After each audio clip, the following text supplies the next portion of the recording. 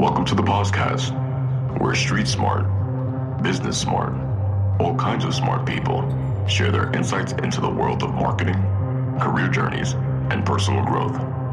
So sit back and prepare to get enlightened with your host, Adam Posner.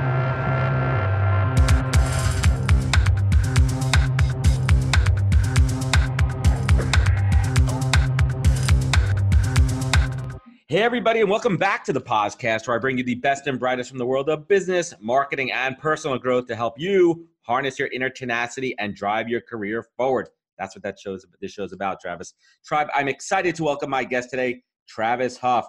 Now, a bit of background about this guy. Travis started working for a little company called Walt Disney right out of college, where he developed he went from a young, energetic graduate into a seasoned media executive, learning the TV broadcast, digital media business. And he worked directly with brands like McDonald's down to small local businesses to drive sales using advertising.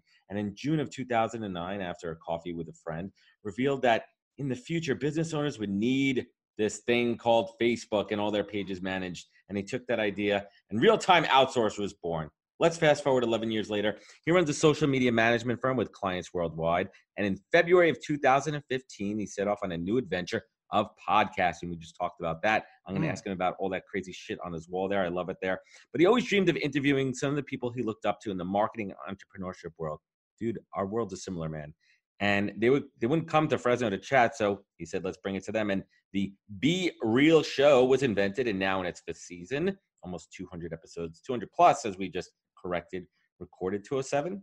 Yeah, 207, 208, yeah. Yeah, and it's not only become his passion, but a huge business driver, and also teaches him new lessons from these mentors he gets to interview weekly. I've said enough. I'm done talking. Travis Huff, welcome to the podcast, my man. What's up, brother? What's up, Adam? How you doing, man? I'm so excited to be on the show today, man. I had my coffee, my workout, took my daughter to the grocery store, went to the office, went to the bank. We're ready to do this, man. We're ready to get this thing going, man. I'm fired up. Case in point, podcast hosts make the best guests, period. So let's start off here. Like, you know, I want to introduce you to my tribe. I think I gave a really thorough background there, but like, Absolutely. What do we need to know? Where did you come from to where we are now, man?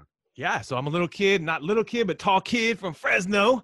Gone through many challenges in my life, especially three. One regarding my body. I was overweight at 17, had to get my mindset right. Two, I went through and built a business during the recession. And three, I'm now a baby or papa entrepreneur. And we'll get into that. But at the end of the day, you know what? My story is real simple. I've always been a salesman.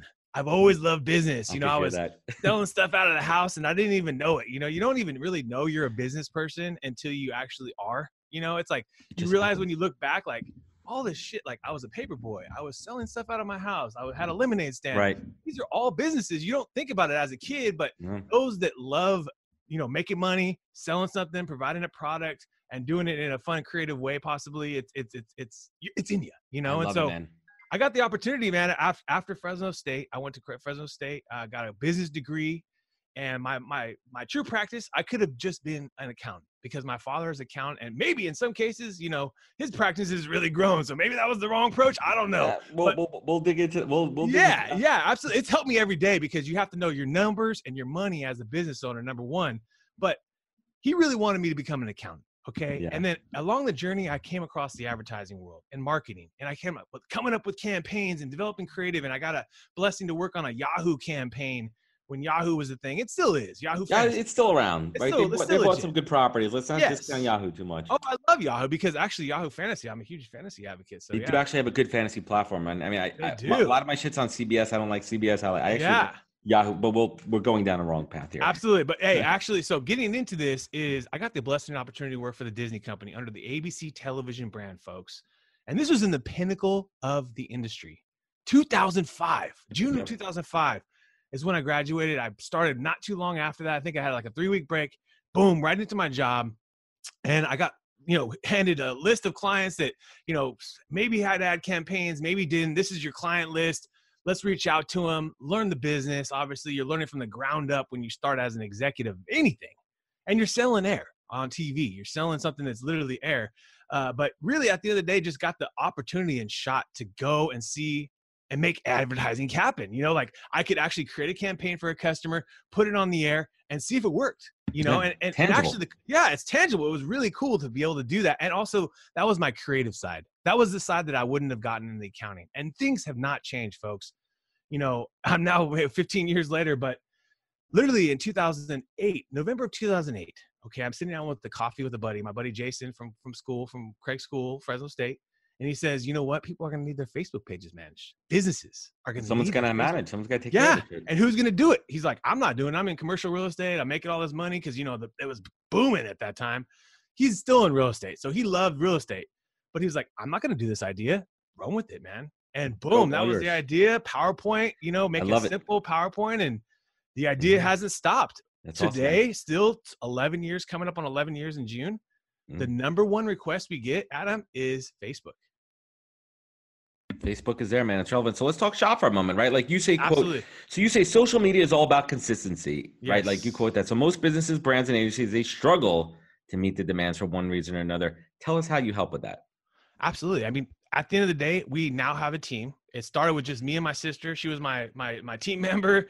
I'd go sell the campaigns. Yeah, I did. Yeah, I did. It got to a point where I was paying her too much. And I was like, am I getting my value? It ended up working out. She's still working with me, but in anything, what we found is that we give the ability to be scalable. You can work more or you can work less. If you want to work less, just be real with me. I don't want to lose somebody. I don't want to go to zero. I don't want to go with zero to somebody, you know. I mean, that's the typical work world we live in, 0 to 40. Right. If you know, basically that person doesn't work out, they're gone. Now you're back again, trying to find someone new. So what we've always done is, hey, scale back down your hours. If you only want to work 2 to 4 hours a week, if you only want to work 7 hours a week, perfect. You know? Yes. And then, so then it took off, you know. At the end of the day, we started getting customers. We started getting, Lennar was one of our first home developers in local area. And that was a testimonial, you know, Adam. I just ran with that. Social proof. I just ran with it. You know, I just said, hey, this is my next client. And today it's the same thing. You know, it's at the end of the day, it's real simple what we do. We take the time to manage the social media for businesses. Like we take the time. We're creating content, putting it out daily, running the ads, commenting back when people are commenting back. Yeah, you're community building to put in their trust community building, build their business. Figuring out ways to beat the algorithm, because as we know, the algorithm's all changing since 2009 that I started this business. Crazy. This thing has changed so many different times. I can't tell you how many times I woke up and like, oh shit, all the organic reach is gone on this page. You know? It's like almost like you're like almost a historian of social media, right? And there's some people that say social media is a fad, but let's talk about the true ROI of social media, right? Oh, yeah. You have a business come to you and they're like, Travis, why the hell should I invest any money into this shit called Facebook ads? Like, how do you really tell them that true ROI? How do you sell that? 100%. It depends on the business. Every business, social is different. So for a small business, a real small business, you just need to be out there efficiently daily. You don't need to be doing some huge campaign. This is just keeping your name out there in front of your customers. If you are a bigger business and you want to grow and you have more new locations to fill, and social is how you do it. Because guess what? You can target your location. Say you're a new restaurant. Boom. I'll give you a tactic right now. This works for sure. If you are a new burger restaurant, if you are a new pizzeria, breakfast shop, whatever, target an ad campaign around the 3 miles around your business. 2 to 3 miles. Dude, kill it, because these people didn't know about you. Now they're seeing you in their Facebook and Instagram, and it's only the people that live within 3 miles. These are going to be your super fans. These are going to be people that do want to come over once a week. For me, I live 20 miles away from the location, or 15. I'm not in their demographic because I'm not driving halfway across our area. Fresno's not very big, but I'm not driving halfway across town to get a sandwich. Especially in that LA traffic, right? No one wants to be doing that. No one's going to do that. No one is going to be doing that. So, and obviously in the world of on demand, we got so many things coming to you, you know? So social is really just I would say my most successful social network is gmail.com. Okay. Awesome. Because it's a one-on-one communication. That brings me in all my pipeline of business. If you think social media is more than that, you're getting it twisted, folks. Keep it simple. Keep it focused. Keep it one. Each person matters. Each follower matters. Each engagement matters. These are people. These are real critical point. You know, connecting one-to-one. I mean, I learned a lesson as I'm learning to grow my podcast. Right. Big lesson from Hala Taha, who does a Young and Profiting podcast. She's like, she literally took the time to you take the time to engage with as best you fucking can. Right. Every single listener, acknowledge every single person that listens to your show, and acknowledge them as best you can. Listen, you can. I hope I get so big in my show where I can't do that, where I can't scale. But right now, anybody who reaches out, anybody who comments, anybody who engages on that, I'm talking to them. And this comes down to discipline. And you believe that self-discipline yourself is really the only way to reach your biggest dreams, right? So how do you talk about, your journey in achieving and maintaining self-discipline throughout it? Yeah. So we'll go through those 3 struggles. My first struggle, folks, was when I was 17. I was actually diagnosed obese. Okay, I played baseball, so I'm baseball. You can be kind of bigger. I'm baseball and bowling are fat sports. Yeah, exactly. So I'm like about 6 foot tall, but I was like 300 pounds when I was a freshman. Okay, so between I was 15 and 17, I had to make a change. It was on me at this point because then I graduated high school and I started getting in control of my life. I was basically saying, you know what? This is not the way to live on sodas and fast food and things like that. I started making small cuts, folks, because everyone struggles at the diet. I mean, that's why we have Weight Watchers. I was telling my wife yesterday, it's like, I can give you guys the guaranteed diet plan right now. Chicken and broccoli for the next year, every meal, and water. Boom. That's it. If you want to lose weight, if you want to get results, but the thing is, it's obviously not interesting. It's not fun. No. Things come up. And life is about having a little bit of things you like. A little bit. I realized early on, soda, the sides on fast food. Cut that shit out. Cut that shit out. Eat the burger only if you're going to go to fast food. Boom. Buns are boring, right? Unless you're getting an awesome pretzel bun or like something. Yes. It's a fucking piece of bread. Get rid of it, man. Yes. Make those little small cuts, folks. That's the key. And then today, even 20 years later along the journey, I'm making the small cuts, man. I'm trying to find little ways to make little tweaks, and I think that's the biggest thing first is when I was able to get in control of myself, you know what happened, Adam? I went to the gym. My testosterone kicked in crazy. I grew 8 inches. I'm 6'8" now. No shit. 260 around there, 258, 262. I weigh myself every day. I check and I'm not where I need to be. Dude, I got stretch marks on my body this big because I was that heavy. Crazy. Yeah. Your weight was actually physically holding you down. Holding me down, dude. And if you saw me, Adam, right, in 20 years, if I had kept that lifestyle up, I would not be the same person. You would not be talking to me. So, hey, first is getting control of these obstacles and our challenges, and weight sometimes is one of them. For me, it was. Second is this. In my journey, I started a business, folks, in the recession. I literally started my business in the worst possible time if you think about it. Right. You know what I mean? It was the best possible time for Facebook. But it was the worst possible time for the economy. And thank God I had a little bit of money saved. I figured some things out with just, getting my finances right. But transparently within that next year, I lost my house. I had to lose my house. I bought a house at $300-something thousand. It was worth $100-something thousand. Yeah. I was paying a $2,000 plus mortgage that was going to cost me $800 if I really wanted to get it. And so second was this, because I think this is true for every business owner. When you start, you got to get your own money right to get your business right. If you aren't right. Hold on, pause on that. The things that I was spending. Yeah, that's frozen. Just remind as a business owner. So as a business owner, I had to figure out ways to get my money right and figure out ways for me personally to still survive if I wasn't able to take a check and things like that. And the big ones for me were, this is on you. This isn't on anyone else. I had to tell myself that this is on you, dude. Yeah, I mean, success and failure stops with you, right? And that's the thing, I preach that all the time. Like for me, and discipline, just to kind of interject here for a second, I don't want to throw you too off, but like that came to me, the discipline came when it's zero fail. What I do as a sole proprietor business owner keeps me more disciplined and focused than any job I've ever had in my life. So true.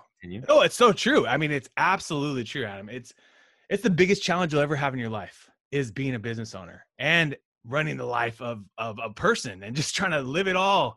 And at the end of the day too, for me, I was going through some financial issues. And honestly, I was burning money. I still produced music, but I was doing my music at the highest level, throwing shows, putting out lots of money, getting artists, doing all these things and not getting the money back. I was doing some fun things that I was trying to do with my buddies and grow some side businesses and all that stuff wasn't working out.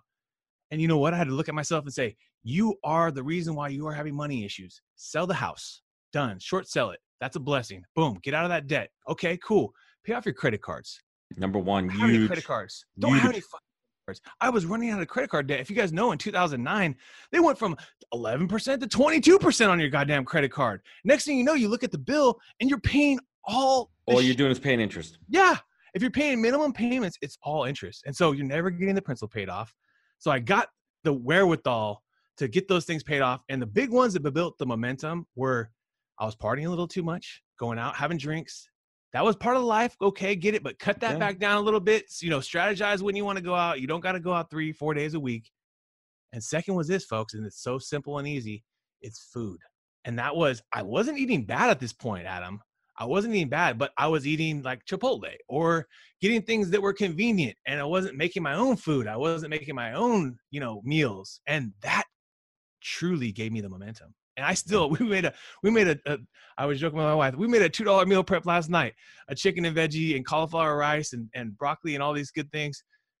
And you know what? It's going to be not only healthy for me, but it's going to be, most importantly, saving me the money, dude. I mean, that's the key thing that you don't think about. The monetary savings. $20 a day. Just think about $20 a day. $600. $7,000. It's the vacation. Times 10, $70,000. Mm-hmm. Yeah, that adds up quickly. I'm 10 days into I drastically cut carbs. Wow, good job.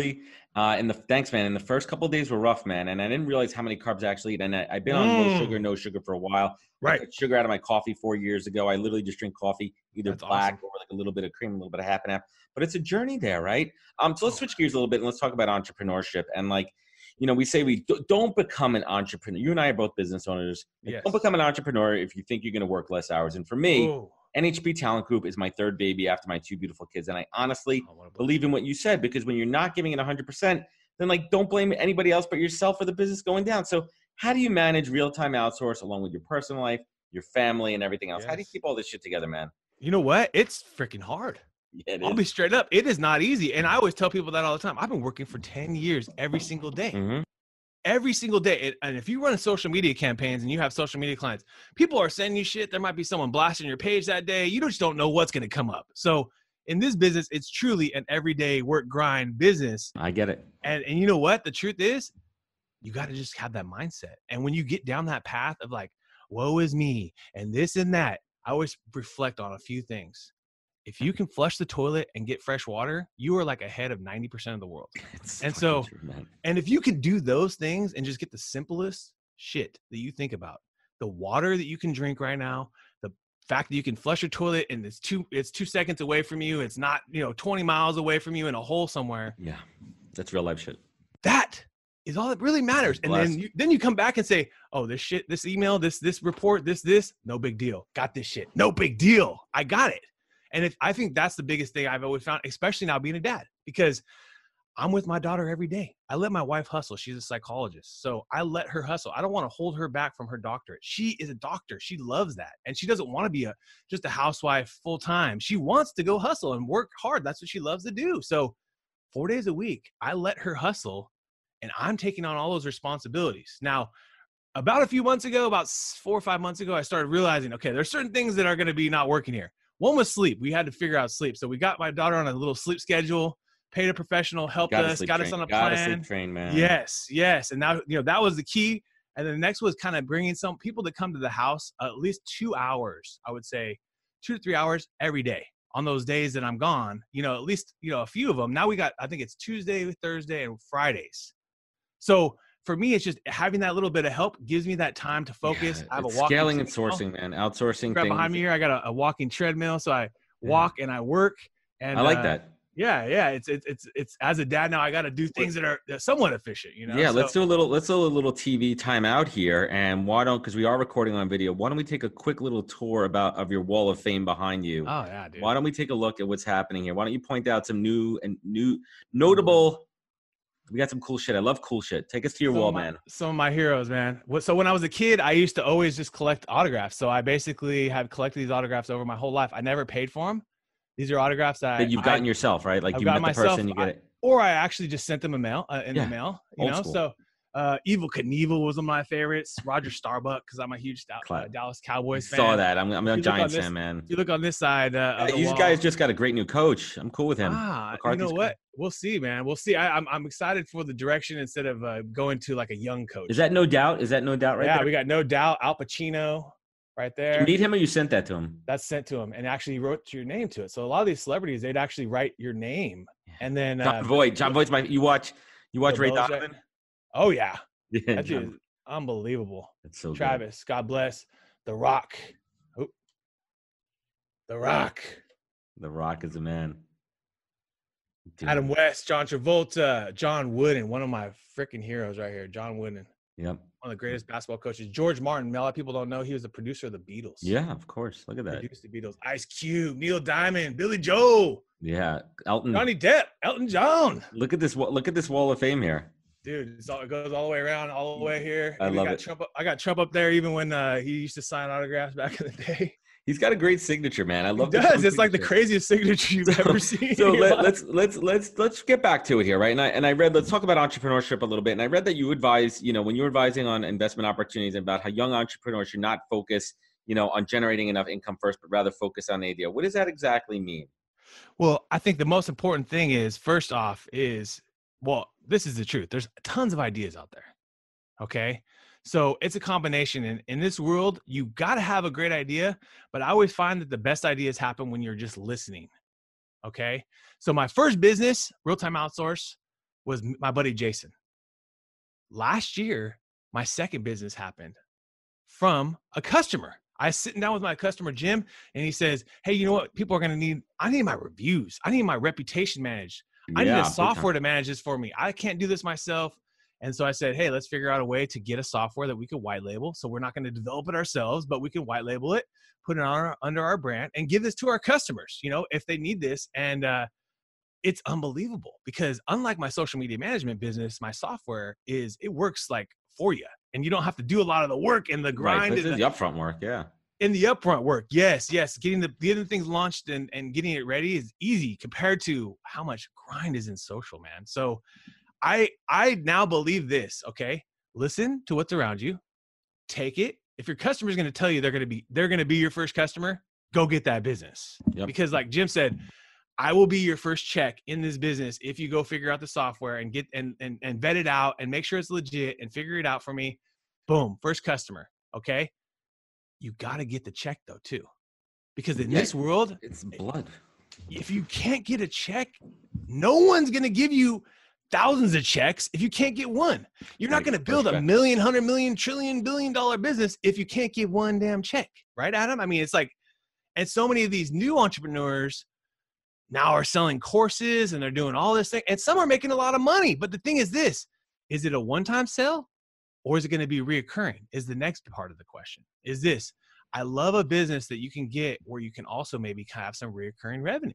And this customer can become reoccurring to you. Instead of, if it's just a one-time sale, then I got to sell you Adam again, and I got to go find another Adam, right? I mean, I have to constantly be finding new customers and constantly be running ads. And so, I mean, like, where do you see this? Like, where do you see some of the key mistakes that these young entrepreneurs are making? Are they trying to be one and done and one hit wonders and trying to? I think, they're trying to find the fast. They're trying to take the fast road. It's like when I first brought into Bitcoin in 2015. Okay. I got lucky. I got blessed. I was watching tons of videos, Chamath Palihapitiya and all these venture capitalists. I remember him saying though, that it's going to be one of the highest beta investments on earth. And I just took it and I just put a little bit of money in. I got blessed to be able to have a good run with it. But I remember along the way, dude, there was just all these crypto enthusiasts and Bitcoin this. And right now you start mining seeing and everything. Yeah, you're starting to see it now on YouTube and all these Instagram ads and things like that. These guys are selling courses on this, the masterminds. And hey, I believe in mentorship. I believe in finding the right people around you. 100%. Creating your own, circle of influence. And love it. But a lot of tribe of mentors, right? Right. A lot of it is just grind. It's not like you have to pay for a course. It's like you put in the grind and you can become friends with these people. You give to them and they can give back to you. Yeah, it maybe makes sense for you to pay for something, but a lot of these people are like 17 selling a course. What's their proof? What's their experience, right? Like there's none. A lot of them don't know how to. They've never done it themselves. But they're learning a course to learn about how to sell courses. Like what is that shit? They've built a business selling courses that they've never actually done the business. It's the worst. So they sell a social media management business, and they've never managed the social media clients, but they can give. I can tell you right now, the blueprint to social. It's real easy. Go out and talk to customers, figure out where they're having issues, and manage their social. It starts with listening. Yeah. Oh, dude. And so I think people like to talk versus listen digitally, socially. Like fucking listen to your customers, Yes. people. Yes. Because I think the problem is, man, I love your viewpoint in this. Like they see people in front of their G5s and their sports cars and everything, Right. and they think that's the life that they want, and they try to take the easy way. And I think that's a terrible thing going on in society Oh, right it now. And they're is. missing Because the I hear, work and the process and doing it the right way and yes. establishing yourself. And it's fucking Yes. bullshit. And they're gonna burn out, and the house of cards is gonna fall. Oh yeah, and also in real estate is another one I've been seeing this a lot in. Dude, it is insane. I had a few buddies, I had a couple great guests on the show, but then like their courses that they're selling are like 10 grand, and I'm like, okay, I get it. Okay, 10 grand. Okay, if you really want to be a real estate investor in this industry, which is it was a specific kind, go get it. But if you're trying to make side income, don't pay 10 grand. Take the 10 grand and put it in land. This is what just land deals. They're buying land, Actually vacant land in the middle of Arizona, or where the hell, the butt fuck of Egypt, basically. But you own this piece of land, and for $100 Right. a square foot or whatever it is, no one wants to live there, but maybe you'll be able to find a buyer and resell it, blah, blah, blah. And there's people that do this Right. as a full-time hustle. It's Let commodity. me tell you this. Their main hustle is this, the course, because that gives them the income. What do they do with the income? Do they put it into other courses? Hell no. No, they they're put it into reinvesting land. Fucking, you kidding no me? shit. They put it into their land deals. Who's paying for these courses? Oh, people do. It's insane, dude. I need a cannot believe, course. Adam, I could not freaking believe it. I was What should I sell? shocked I should do a because, course. right, because honestly, these millennial kids think that, oh, I can't get it faster. I'm like, dude, I told one of my team members, I said, you got to be crazy. You don't got 10 grand to throw in this course. What in the hell are you doing? If I have the 10 grand, I freaking have the 10 G's right now in my bank. I'll write a damn check. I'm not paying 10 grand. I'll go on YouTube for fucking an hour every day for a year, learn that shit, and sell my own course to myself. Yep. I don't need to sell it to anyone else. For I'll free. just learn how to do that shit by hustling every day or every week or I always say every single dream can happen within 1 hour a week. So it's like spend 52 hours, spend 1 hour learning land deals. Go on YouTube. Yeah, self-educate. So much, self-educate for 1 hour and then see what happens after a year. It has cost you nothing but your time. I know. That's but crazy. when you're a millennial with no freaking job and you're going to put 10 grand on a credit card, what in the F are you doing? It's like, happening. and you're also going to be a programmer and a social media and this, and also run real estate deals. So don't forget yoga teacher. Right. Yeah. I'm a spin cyclist too, actually, as well, over at the local spin school. It's great. So Travis, let's bring this home, man. Right. And these are a bunch of sir. questions I love to ask. Well, actually, let me take a step back there for a minute. Tell us a little bit about your podcast. Tell us what the mission is. Oh yeah. The Be Real Show, man. You have. Absolutely. It started because my business is social media. So it started interviewing people that I admired in social media, right? Like getting these influencers on, learning about them. And it really has pivoted over time, probably like yours has too, to talk about entrepreneurship, business. I have all different people and mostly business, but a lot of it is talking about their personal lives. I get into their mindset. I get into the books that they're reading, the things that they do, the habits that they have. I started the show, Adam, as a fun project, dude. I thought, yeah, me too, man, I could interview this person if I had a show. And it's like, wow. And now you've interviewed this person. I've had a few of my guests on twice, you know? So well, pause on that for a second there. And that's an interesting point. I was having this conversation with a buddy. The podcasting is an amazing biz dev tool, right? Because you'll reach out to somebody for a business opportunity and they won't even give you the set, the time of day, but you invite them to come on your show. You just spent a fucking hour with them, talking about their business. And now you have this relationship with them. You could reach out and you can fucking sell ice to an Eskimo. Dude, you hit it on the head, Adam. I didn't create it for that reason, but you hit it on the head. If you are in any business right now and you want to find a way to grow your business, this is all you got to do. Interview your prospects. Yep, smart. Hey, my name's Travis Huff. I'd love to have you on the show. I've even done it a few times and we'll still do it. Hey, get this agency head, because we work with a lot of agencies that white label us, So, hey, try to get this agency person on, talk about them. Don't sell anything. Don't ask for anything. Bring it up here and there, what we do, but that's it. Don't pitch them or anything, and then see what happens. And then also, like you said, they're talking about them. So you've built this relationship. I love it. It's unlike the phone, unlike calling, sales, emails, social media, even the personality, like the connection we have on the show already, like I'm in for Adam. And you're learning about their business. You're learning, it's firsthand knowledge, man. Dude, all right. Like, we're on the same page here. I love this shit. We're going to continue, even though you're a Cowgirls fan. I'm a Giants fan. We'll see what happens. Yeah, we got to get that battle going. Yeah. I mean, shittier team this next year. I guarantee you my team is going to be shittier. We can have a reverse battle. It's going to be a shitty team. So let's bring it home here, right? Like, I have a few questions that I'd love to ask every guest. I'd love to get the perspective on it. Travis, what is the greatest piece of advice you've ever received that you take action on daily? Oh yeah. Well, that I take action on daily?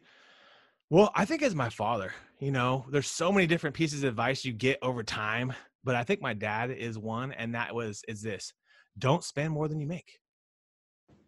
It sounds so Live above your stupid and means. so Yeah. easy, but my dad is one of those people that I've looked at and seen his momentum or snowball. You talk about the Warren Buffett effect, if you want to call it, and seen his snowball just like, and he stays the same, even with more and more money, He still drives more that same influence. Cadillac. Yeah. He's still, he moved up a little better in the Cadillac range as far as my fops, but I'm talking Warren about Warren Buffett Buffett. still, Sorry, yeah. no, I know he's impressive because he's still got the same damn house. It's like 280,000. I've actually been there. Yeah? We went to the Berkshire Hathaway meeting. Yes, absolutely. My father's connected to Charlie Munger's family, as well as one of his top clients was really good friends. His dad was her dad was a professor to Warren Buffett.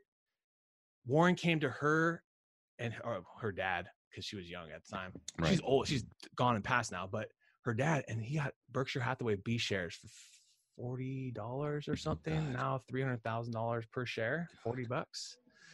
Lots of shares. Let's just put it this way. They're giving away like $300 million to a school. So they're well connected to the Berkshire Hathaway story, success, et cetera. And my dad's got a lot of opportunities to get, have lunch with Warren and things like that.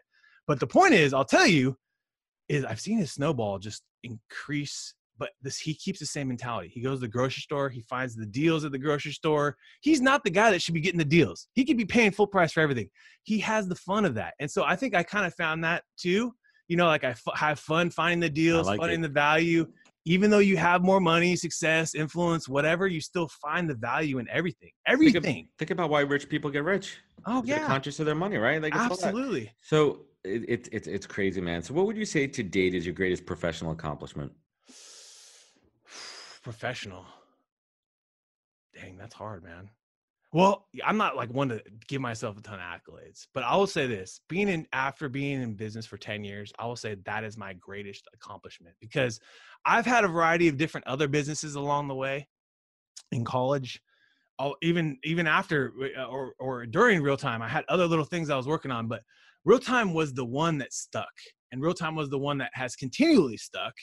And at the end of the day, folks, if you can run a business for 10 years, you're doing something right. Because most likely you're going to be in business for longer.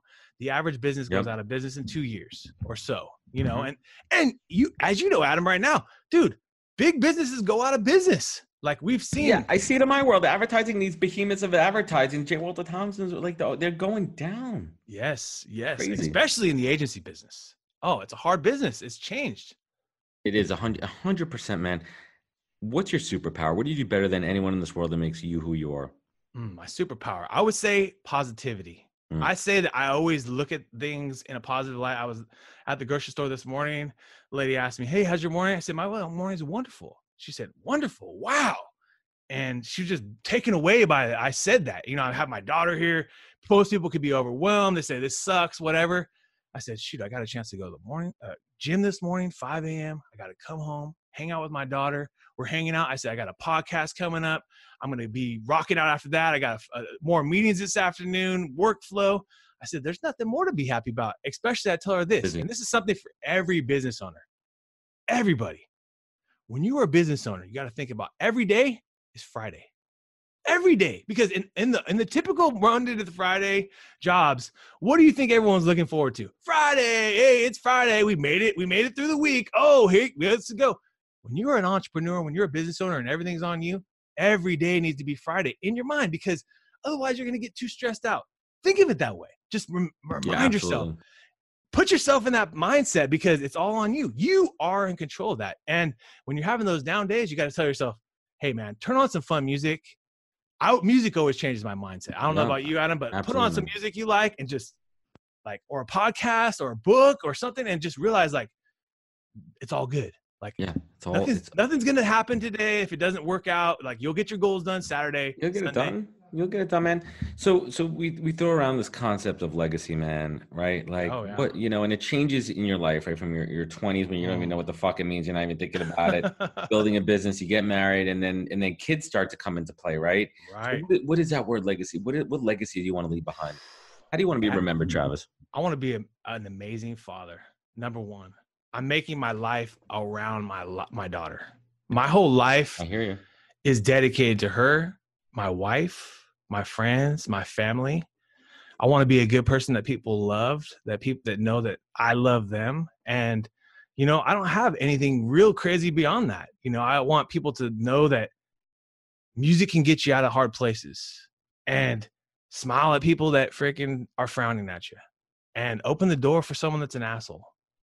You know, surprise the people that you think are assholes. A lot of times you'll find they just got a grumpy look on their face. That's just who they are. You'll be shocked. I do it sometimes at the gym. I'll just be like, oh, I'll help someone out or open the door for them. And you think that person's going to be an asshole because it's like kind of how they look. You know, they got that grumpy look on their face. Right. They look like they're the dude that wants to just snap on you. And you'll be surprised a lot of times. I always say, open the door for an asshole, because sometimes you just are shocked by it. You do something good for them, and then they're from every time you see them at the gym, they're like, what's up? Because they remember that you opened the door for them. No. You could have just shut it and just walked by. You No. could have acted like the tough guy too. And you said, hey, I'm humbling myself to open the door for you because you're more important than me for this 1 second. And like, if you do that every day, it puts you into this just mindset of like, it's okay, man. You don't got to be first in everything. You don't got to be racing the car the fastest. There's always going to be some dickhead racing faster than you. Right. Like, it's okay to like let people pass you up, and like and you know what? They're shocked by the fact that you let them pass up. Like when you let someone pass you up in a car, they're shocked by that because they think you want to race them. But no, shit, go ahead, bro. Fire it up.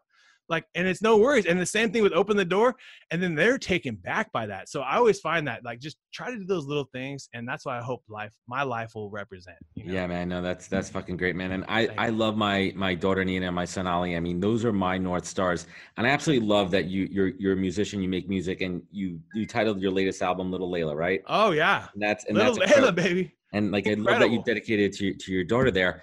What do you look to for gratitude? What do you look to pull yourself up? I mean, I think I just answered it and you answered too, but Travis Huff, what is your North Star? My North Star is my family right now. You know, at the end of the day, I was married before, and it didn't work out because I was too young, and the expectations of a family, things change. And when that person doesn't have the same expectations as you, thank God things didn't work out. And I'm just so grateful for that, because at the end of the day, I could be in a whole different world, let alone we talked about with my body. If I had just been taking on life, I had been trying to make a marriage work that it wasn't going to work. You know, I was 25 years old and it was just not working. And if someone doesn't want a family, then they're going to want a family. Right. So when I found the love of my life, my wife, and I realized that she wants a family someday, I'll wait. I'll be patient. She's a hustler. She wants to work hard. She's got a doctorate. And then now I have my daughter that, like, it's so humbling having a daughter as a man, right, Adam? It's just, love it. It humbles you, man. And so being in that space of being humbled is great, because sometimes you get above your skis, you get boisterous. Shit, I was been on the stage, hundreds of people, thousands of people looking at me, killing it, shows, having fun, all that. But then being just like a dad, walking through the grocery store with your daughter, that'll humble you. And if you let it get in your head, you can start down the wrong path. And so I think being positive about everything that happens around family at this point in my life is where I'm at, and just staying focused. Like, even during those tough times when you're wiping a big old diaper buns. Shit is real. Shit is real, folks. Let's just get. Ladies and gentlemen, Travis Huff. Thank you, brother. Thank you, man. Thanks for coming on the show. I appreciate you, man. And thank you for what you're doing for your guests. I see you and your show growing. I love your interview style. I love that you've done a lot of research on your guests. And you know what? I'm all in to help you any way I can, my man. Thank you. I appreciate it. Travis, where can folks find you? Where can they connect with you? Boom! You can find me anywhere. Travis Tutallin. Huff, anywhere you can find me. Travis Huff, LinkedIn. Tutallin is anywhere, like on Instagram, Twitter, etc. And also, we have an offer for your guests if you'd like, for the show. Hey, we got something right just for you right now, and this is just for our guests. This is not going to be just for anybody. We want to make sure that this is of value. Okay, yes. This is not us giving you a credit card or emails, etc. It's, hey, you want a free audit? We're going to audit your social media for the next 30 days. We're going to take a look at who's talking about you and what are they saying about you, and we're going to give you this report for free and let you run with it. See what happens. We found that some of the best successes happen when we just give something. So go to realtimeoutsource.com/BeReal, realtimeoutsource.com/BeReal, and get your audit, man. I'm really looking forward to it. And we're gonna link everybody in that when the episode airs. Travis, thanks again for joining me. I appreciate you. I appreciate everything that you're doing. Continue to build this relationship, find some synergies. We'll certainly connect. And to everyone listening, thank you for joining us on the podcast. We appreciate it. Click, link, subscribe. Remember, do what Travis and I are doing. Take your online, offline. Take care of each other, and catch us next week for another great episode of the podcast. Wisdom is forever, but for us, it's time to go. Thank you for joining us. Luckily, we'll be back with our next episode jam-packed with more incredible humans. For more info, please visit www.nhptalentgroup.com.